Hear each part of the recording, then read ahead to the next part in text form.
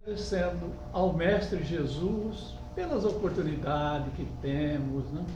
Por tudo aquilo que vivemos na nossa vida. Obrigado, Senhor. Te pedir algo seria redundante, seria uma repetição, porque muito antes que nós adentremos esta casa, em todas as reuniões, os teus prepostos já prepararam o ambiente e hoje não é diferente. Sabemos que assim que determinamos quem vai fazer a exposição, já tem uma equipe espiritual também que o acompanha e que o envolve, que o inspira. Então, por isso, nós só temos que lembrar e agradecer. Mas, sei conosco, abençoa os nossos propósitos, que assim seja. O André vai falar sobre caridade para com os criminosos, né? Então, já está apresentado o André, deixa ele à vontade, viu? Boa noite. É com satisfação que eu retorno aqui, né, ao Centro Espírita Pátria do Evangelho, agradecendo desde já o convite do Aurélio e queria dizer antes de mais nada, que eu vou subir aqui para ficar mais fácil, que eu não dormi essa noite, porque o Aurélio me ligou, já era tarde da noite, pedindo para eu vir aqui, então eu passei a noite pesquisando, não dormi, logo eu diria que eu esqueci tudo. Então eu vou improvisar. Brincadeira. Até parece. A parte de esquecer é brincadeira, mas improvisar não tanto. Bom, em função também, né, do tempo e do tempo de preparo também para essa explanação, o que eu trouxe aqui para nós, né, não é nem para vocês, é para nós, é uma reflexão, na verdade, acerca de um tema, né, que está tão em alta nos nossos dias, que é a questão da criminalidade. Né? Nós sabemos que aqui no Brasil, né, nós temos uma alta taxa de criminalidade, de mortes, né? Existem estatísticas que nos equiparam e fazem muitas vezes com que nós superemos países em guerra, literalmente em guerra, né? A Síria, Afeganistão, né? Nós temos altíssimas taxas de criminalidade.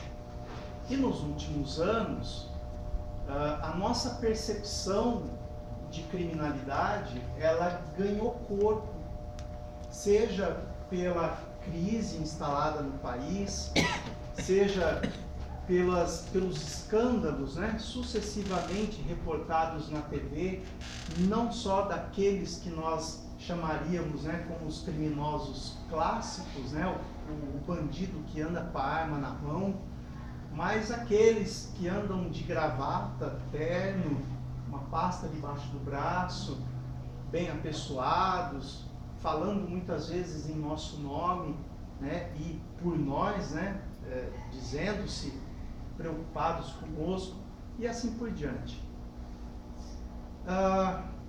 Com o advento, né, da internet, essa percepção ela se dilatou ainda mais. Se antes nós observávamos, nós acompanhávamos as notícias somente pelo rádio e pela TV, e ainda assim, em horários específicos, agora as notícias, os relatos, os casos, os artigos chegam até nós o tempo todo. Nós somos bombardeados por informações ininterruptamente. Isso não só aumenta essa nossa, né, sensação térmica, né, do crime, como também nos causa um impacto demasiadamente atroz dentro de nós, né, internamente. ao ponto de fazer a gente acreditar e sentir que o mundo não tem mais jeito. Que o que está posto aí fora é daí para pior. E isso gera em nós uma ansiedade, uma necessidade premente, né? Aquela coisa de sentir, de ver a justiça brotar em algum lugar. E nos últimos anos, com o nosso cenário social, político, econômico, essa vontade de ver a justiça se levantar e se impor diante da criminalidade assumiu níveis jamais vistos na nossa história, ao ponto de gerar uma ruptura entre os próprios cidadãos brasileiros, aonde, né, o que a gente tem visto ultimamente, eu acompanho muito, eu trabalho praticamente conectado na internet, né, a um alt tab, né, que a gente costuma falar, a um clique, uma tecla de distância da notícia, da rede social e por aí vai. Eu trabalho com computador, então eu estou o tempo todo conectado. Fora isso, ainda tem o celular, né? Quando a gente sai à frente do computador, o celular mantém a gente conectado, né? Enfim. E aí a gente olha e a gente fala, não, realmente, né? Tá tudo muito, como diria minha mãe, pela hora da morte. Alguma coisa tem que ser feita. E aí, né, nessa ruptura que ocorreu nos últimos anos e nas últimas eleições, criou-se dois times, né? O nós contra eles.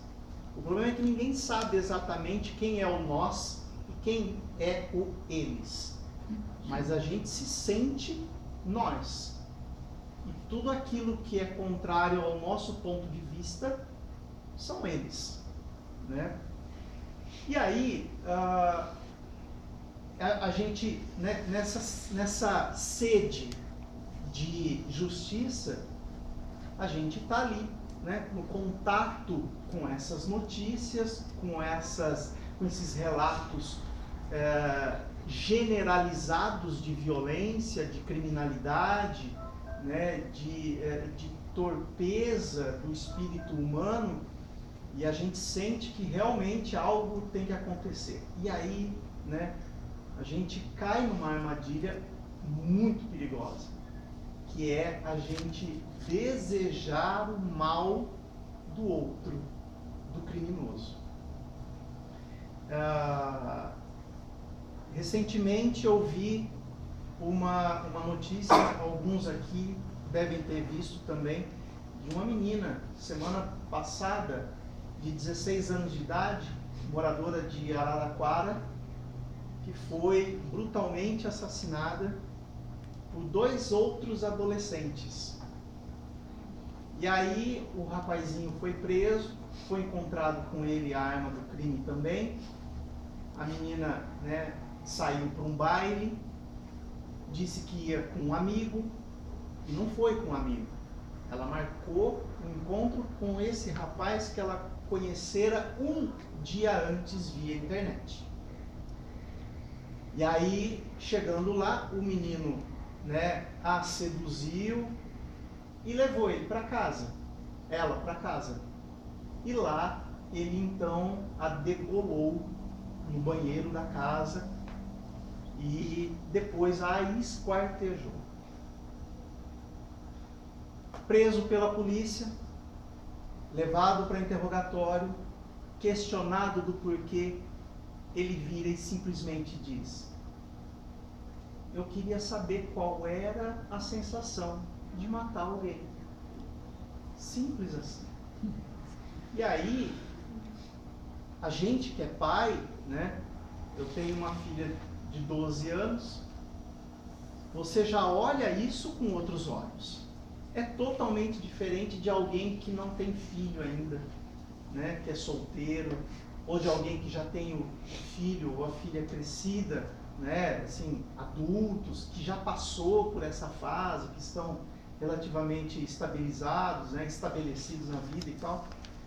mas ainda há um perigo para eles também. Mas para a gente, né, que tá, quando a gente se identifica de alguma forma com aquele crime, a gente fica mais mexido por dentro, né? E aí você pega um outro menino, Juan, né, que a mãe e a madrasta vão lá e igualmente assassinam um menino. E aí, quando você vê, você vira e fala assim, não, no mínimo tem que ir preso, né? No mínimo. E aí a gente vê uma notícia na semana passada, retrasada, de uma rebelião no presídio de Manaus, deixando 51 presidiários mortos. E aí, de novo, a gente cai numa armadilha. A gente secretamente, sem elaborar muito, sem raciocinar, a gente é tomado por uma certa sensação de satisfação em ver aquela notícia, porque são 51 criminosos a menos no planeta. E aí a gente pergunta, né? A gente se pergunta, será que para por aí? Será que não devia ocorrer mais? Né? As redes sociais comemoraram. Muita gente nas redes sociais comemorou o que aconteceu lá. Tem mais é que morrer, tem mais é que deixar esse mundão mesmo, tem que ir abraçar o capeta e por aí vai, né? A gente sabe. E até alguns anos atrás, a gente não tinha esse termômetro, né? Mas hoje a gente tem. Então, vendo tudo isso, né, a gente para pensar. E precisa. Será mesmo que é essa a nossa postura diante de um criminoso? Porque esses dois relatos fazem a gente de fato entender que eles não deveriam estar aqui gozando da nossa companhia, da nossa convivência. E aí a gente fala, tinha que mandar todo mundo embora, né? E aí a gente pensa, né? A gente sente um certo prazer quando a gente ouve essas histórias de quando, como a gente costuma falar, né? Quando dá ruim pro criminoso, de alguma forma. E a gente fala, teve o que mereceu. Bem feito. Kardec foi perguntar, quis saber dos espíritos qual era a postura que o espírita deveria ter diante do criminoso. Ou ainda, que o cristão deveria ter diante do criminoso. Porque o espírita é cristão, tanto quanto o católico, quanto o protestante, e é. Então, qual seria a postura? O que é que nós deveríamos fazer? E aí os espíritos, ele recebe então uma comunicação, né, na Sociedade de Estudos Espíritas de Paris, lá, de um espírito, Elizabeth de Havre, e ela discorre sobre isso. E ela fala o seguinte, né, que, claro, nós já sabemos, há que se ter caridade para com os criminosos. Mas essa caridade, ela precisa ser de fato sentida, né? Não como uma escusa, como algo, te entendo. Não, né? É mais que isso.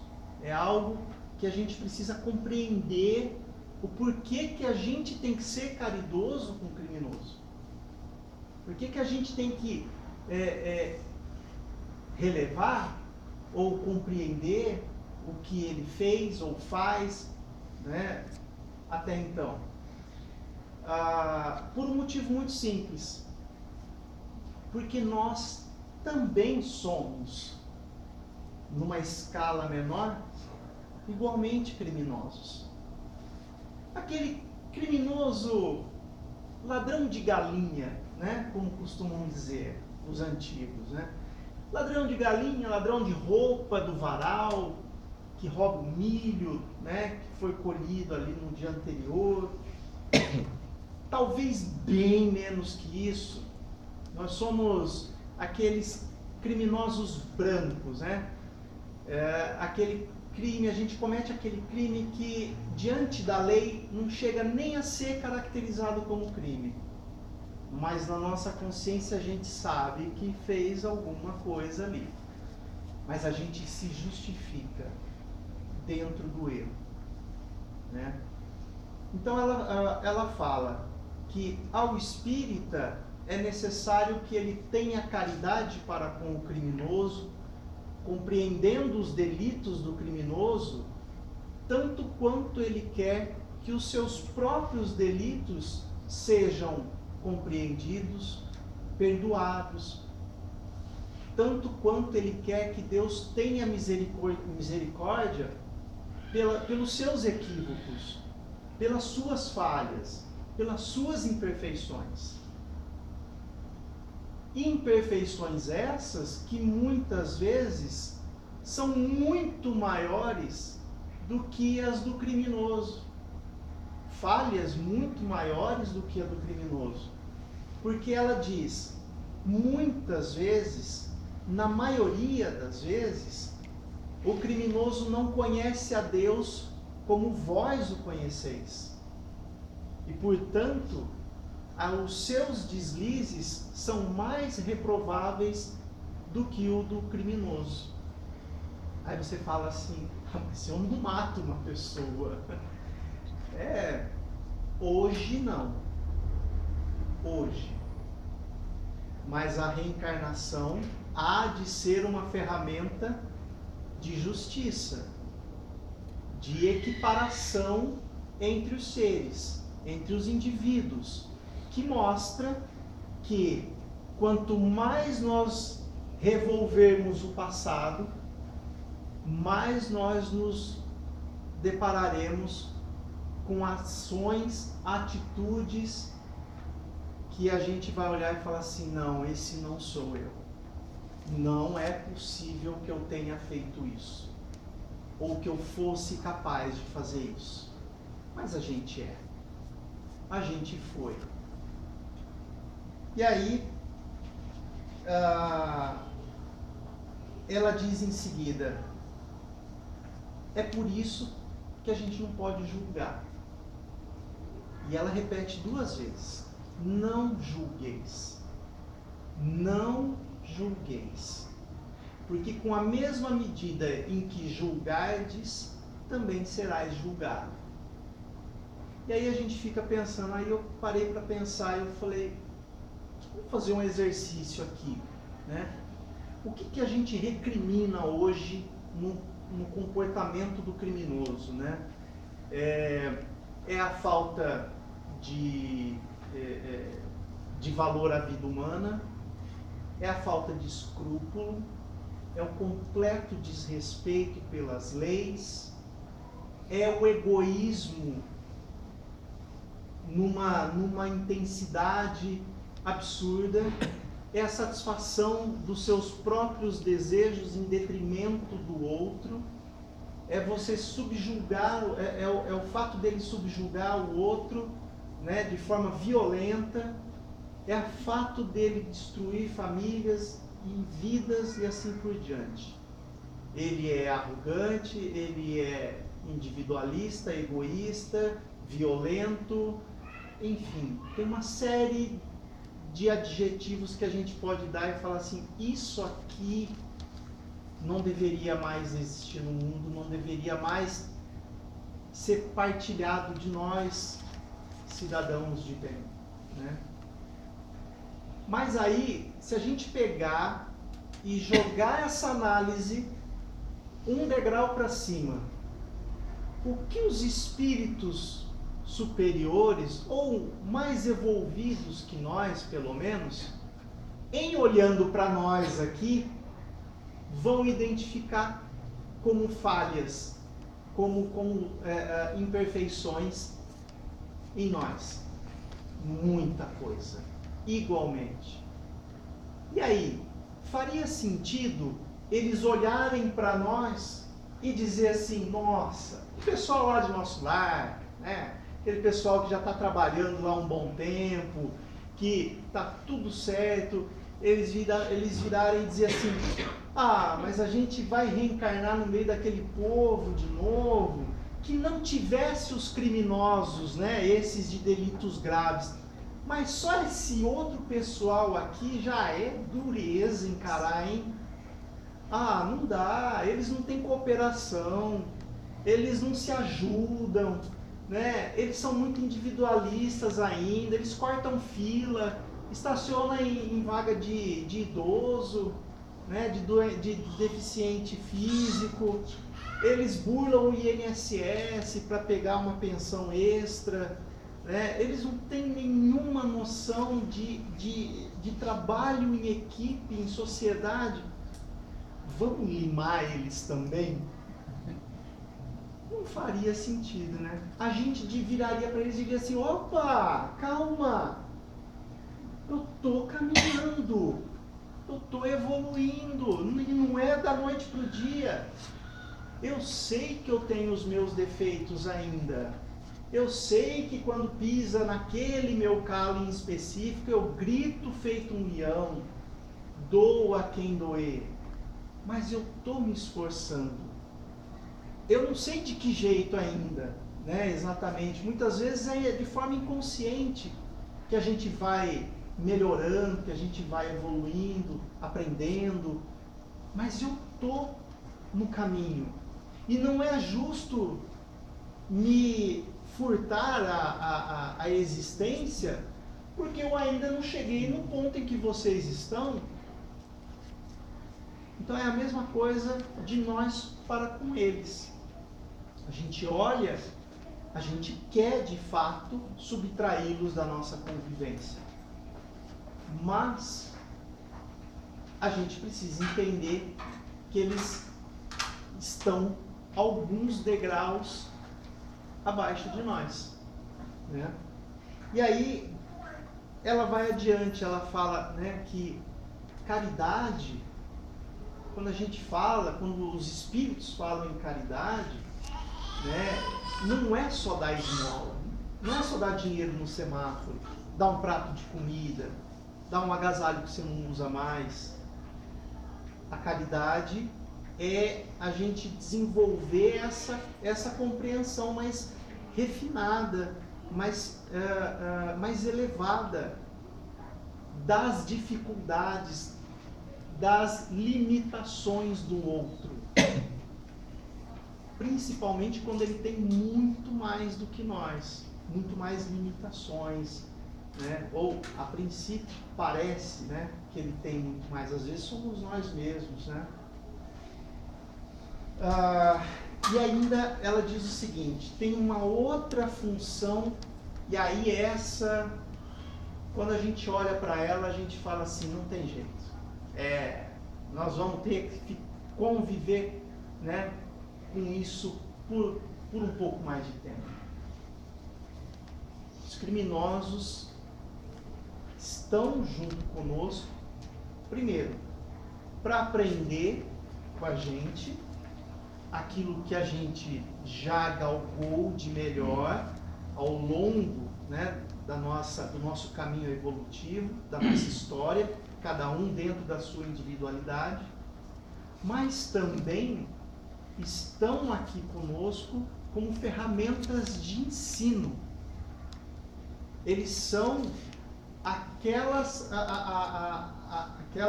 aqueles dispositivos do dia a dia que vão nos tocando em diferentes situações, de diferentes formas, para que a gente vá se desenvolvendo e aprendendo mais,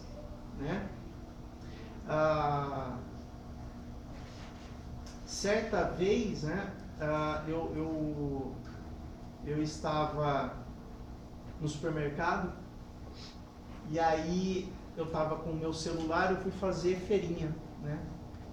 E aí eu fui pegar banana, coloquei o celular em cima da banca. E aí eu saí, eu vi uma banana ali, eu olhei, fui ver o preço. Ah, não vou levar. Vou levar essa aqui mesmo. Cadê o celular? Sumiu. E aí bateu aquele desespero na hora, né? Saí correndo pelo supermercado, olhando para tudo que é lado. E não tinha ninguém com cara de criminoso dentro do supermercado. E aí eu fui até a assistente de caixa, expliquei o que estava acontecendo e tal. Ela falou, me fala o seu telefone que eu vou ligar para o seu celular. O celular tocou, não ouvi ele dentro da loja, ele tocou até cair. Quando ela ligou de novo, já dava a caixa postal. E aí eu pensei assim, bom, perdi, né? E aí você vira e fala assim, que coisa, mas o que eu faço agora? Geralmente, a gente é tomado por um sentimento de revolta, né? Porque a gente trabalhou para comprar aquilo. E não foi barato, não é barato essas coisas, né? E aí você vira e fala assim, o que eu faço? O que eu penso disso agora? Né? E aí eu falei, talvez a gente não seja tão bom assim, né? Porque se eu olhei aqui em volta, não tinha nenhum criminoso aparente, e ainda assim eu fui roubado, é sinal de que, de certa forma, eu também posso ser um criminoso potencial de alguma outra forma. Então, assim, você acaba meio que se conformando com aquilo. Mas a gente não precisa aceitar, né? Evidentemente, a gente pode e deve trabalhar para que a sociedade seja mais justa. Mas o que o Espírito quis dizer é que aquele criminoso ali, naquele momento, me ensinou alguma coisa. Eu parei para pensar sobre aquilo. Eu refleti. Aquilo me gerou um sentimento de perda. E numa outra ocasião, eu achei um celular jogado, funcionando. E aí, o que eu faço com esse celular? Ah, pego de volta, né? Me levaram o outro. A princípio a gente pode pensar assim. Mas aí você vira e para e pensa, quando levaram o meu não foi legal. Aí você vira e fala, aí você exercita a empatia. Você fala, melhor devolver, melhor encontrar o dono. E hoje não tem desculpa para você não encontrar o dono, né? Tirando a tela de bloqueio ali, né?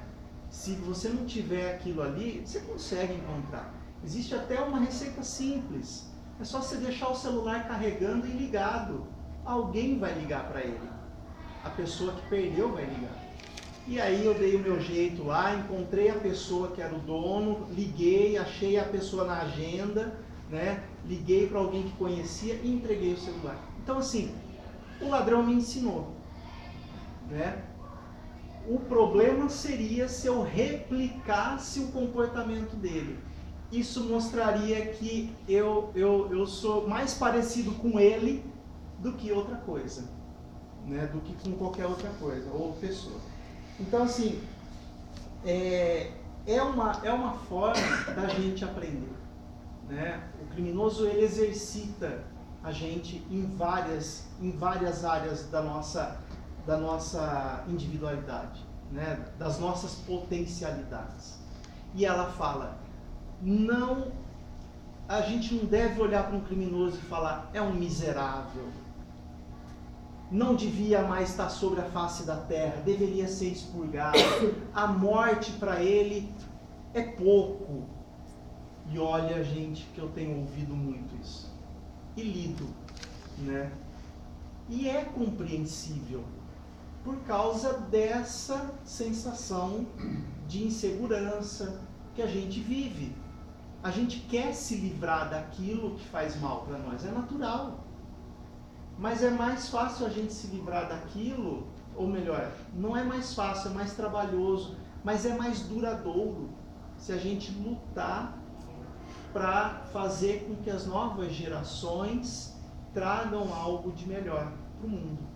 Educação, né? Saneamento, saúde, oportunidades iguais para todos e assim por diante. E ela termina a mensagem dela dizendo assim: na dúvida, pergunte-se o que Jesus diria diante dessa situação. O que Jesus pensaria diante disso? Ah, mas eu não sou Jesus. É o que a gente fala. Não, eu sou muito imperfeito. É muleta. É muleta que a gente está usando nessa hora. É claro que a gente tem as nossas limitações, mas não custa forçar um pouquinho mais o limite de vez em quando. É assim que o atleta ganha capacidade física para correr cada vez mais rápido. É todo dia tentando correr um pouquinho mais.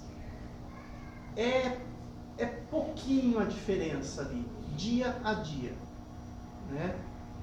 E aí ela fala, Jesus lastimaria, ele lamentaria, ele compreenderia e em seguida estenderia a mão.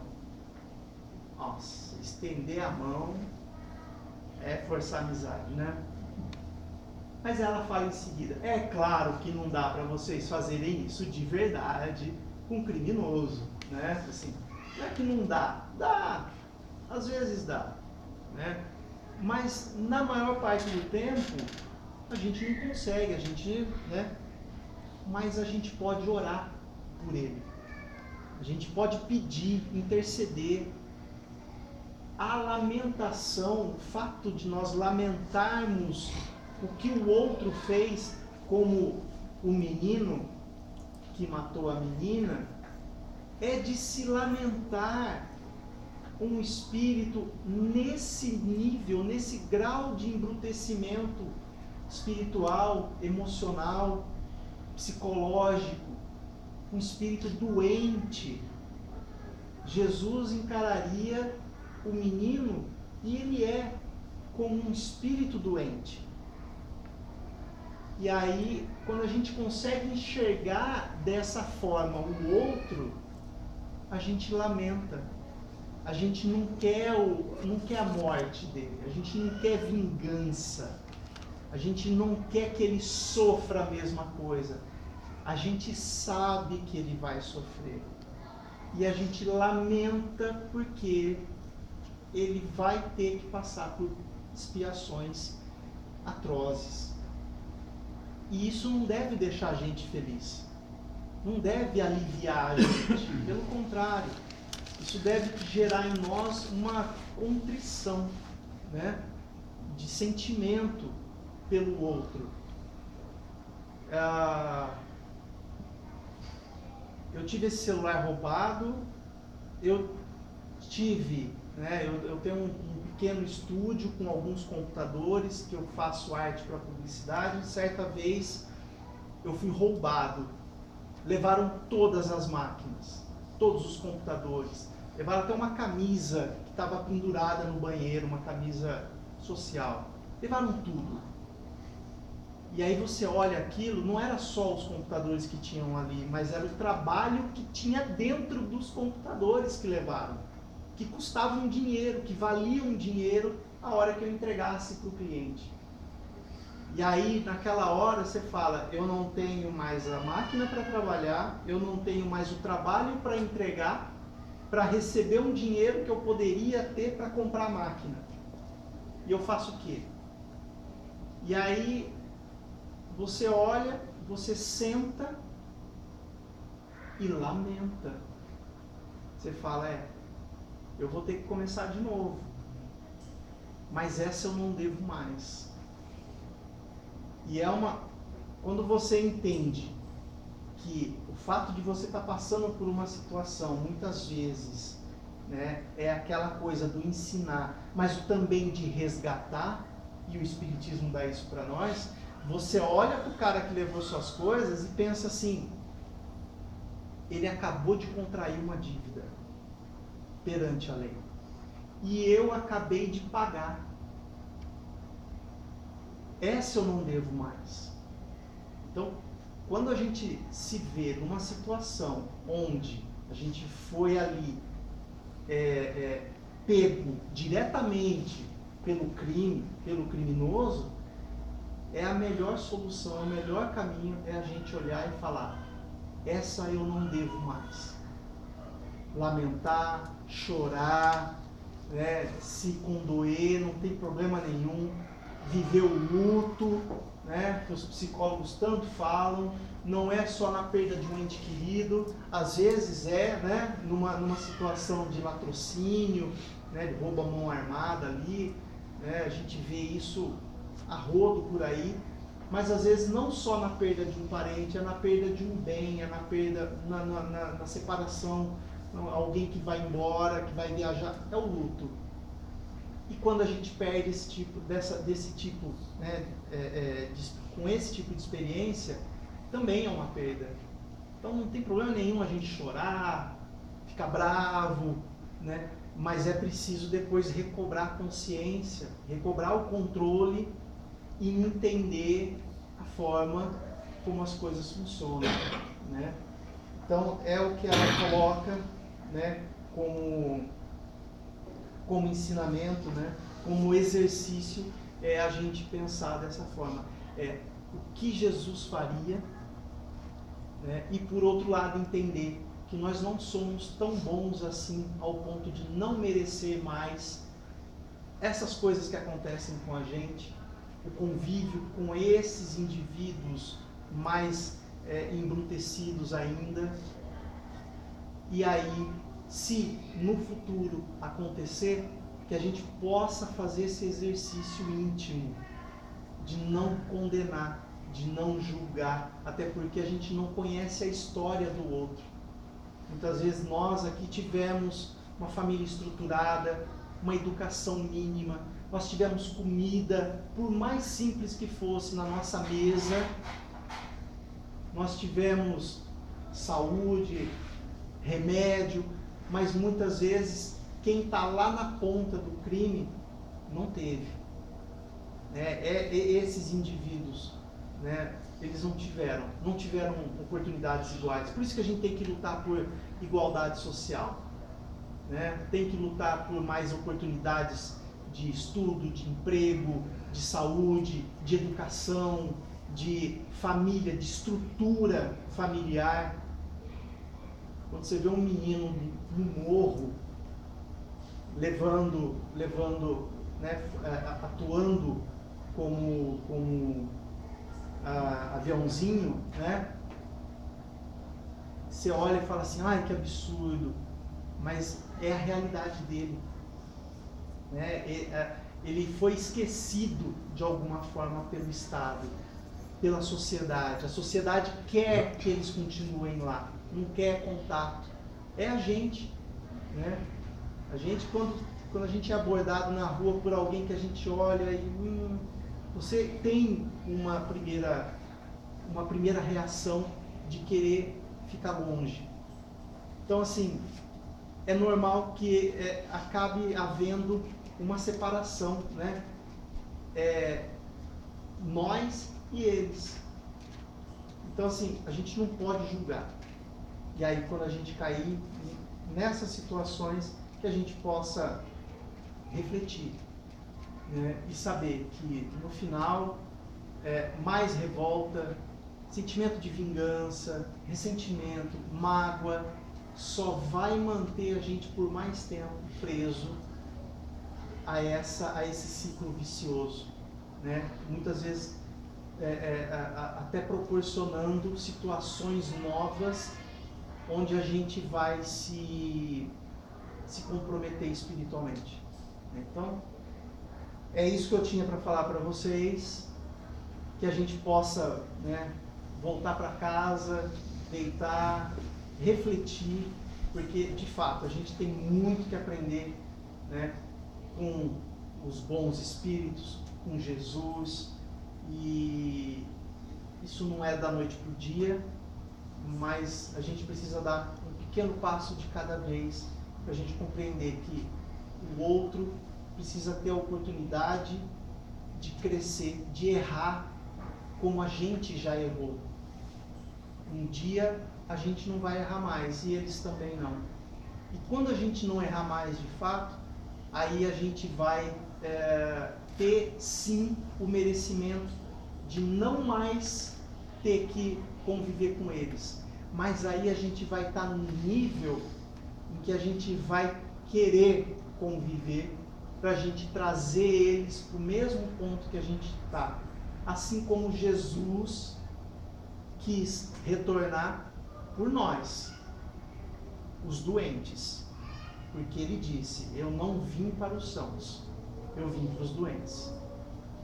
Que Jesus nos abençoe, que Deus nos acompanhe nessa noite e que nós possamos retornar em paz para casa. Obrigado.